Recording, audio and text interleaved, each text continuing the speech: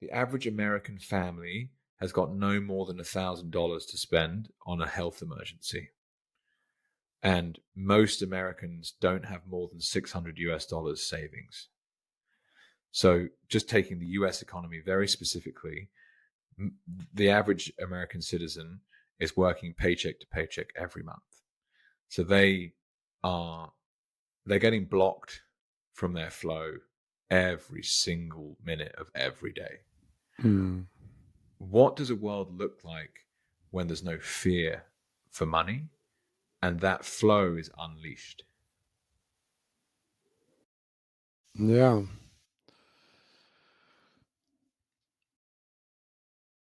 Yeah, it's possible to bypass if you're able to categorize financial fear as a noise rather than a reality, Mm-hmm.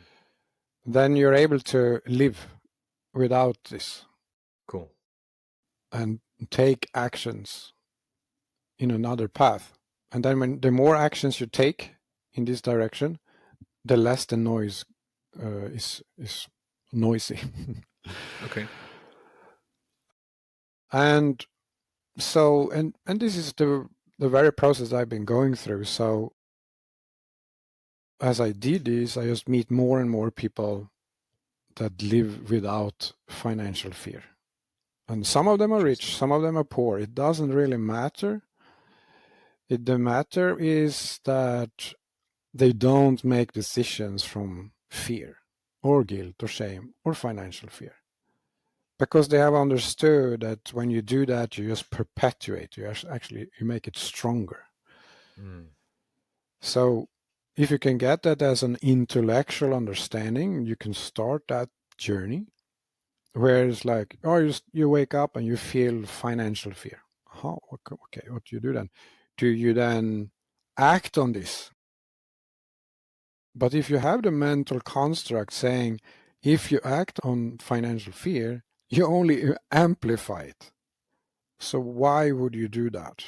Why would you amplify? Because then the next day you will have even more, and it doesn't matter how many millions you have on the bank, because it's a field. It's a financial fear field, and it's about learning how to understand that field and heal that field instead of acting on it. So, and when we do this, we just meet more and more people that operate on this other operating system. So we only do what we are truly inspired to do. If we get to financial fear, it could come from a person, or it's these collective fields. It's like Monday morning, it's like the whole planet goes into financial fear. But when you know this, when you feel the difference, you feel the difference between inspiration and financial fear. And you have the mental construct that if you act on financial fear, you will only amplify it. Then you can sit with it or you can ignore it, whatever it takes. And then just enjoy life until you get inspired. And then when you're inspired, you do what you're inspired to do. And slowly, slowly, you start creating wonderful projects, not based in fear, but based in love. And that other people connect and they feel the love. They want to be part of the love. And we're building this parallel world or a new world based on love instead of fear. Awesome. If I could use myself as the guinea pig in a sense, this podcast is an investment podcast, but I've evolved in terms of what I think an investment actually is.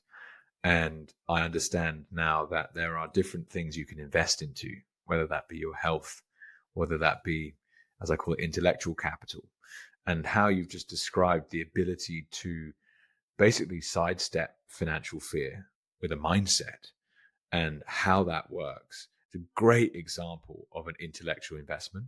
It's like that can be the best investment you ever make is that ability to sidestep a piece of trauma like that that's dragging your frequency and vibration down. But speaking to Bitcoin specifically, as it's become a bigger and bigger allocation in a portfolio of mine, the lower my financial stress has become. And there are still things in my life that I want from a financial perspective that I can't buy because I don't have enough money to buy them. That's just reality. But I actually can't remember the last Monday when I woke up and was like, fuck, gotta like get to work or whatever.